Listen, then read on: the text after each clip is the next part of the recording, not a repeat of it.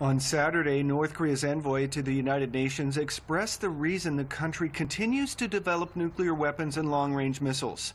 Han Tae-sung explained that U.S., quote, hostile behavior drives Pyongyang to further strengthen its deterrence program.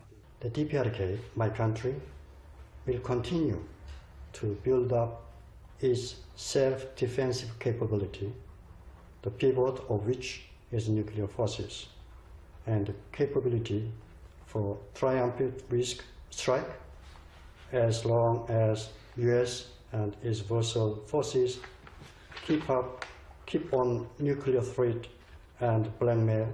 China, as well as activists in South Korea, have called for the suspension of U.S.-led drills in exchange for a suspension of North Korea's nuclear and missile tests. A skeptical North Korean envoy left open a shift in policy. Stopping of joint military exercise against my country, the Americans never accepted.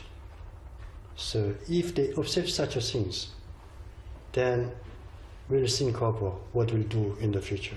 The U.S. recently agreed with South Korea on the routine deployment of nuclear-capable bombers to the region and conducted naval drills with 3 nuclear-powered aircraft carriers a week ago.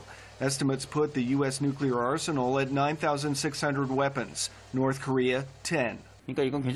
Actually, basically, the state that has the highest number of threatening nuclear weapons is the United States, not North Korea. But North Korean nuclear weapons are portrayed as the most threatening to world peace. I think many people can understand the contradiction in U.S. logic if they look at reality a little bit.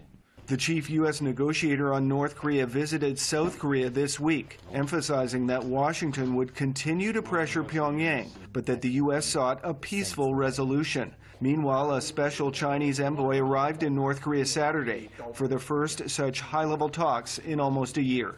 The last negotiations on North Korea's nuclear and missile programs were the 6-party talks involving North Korea, South Korea, the U.S., Russia, Japan, and China.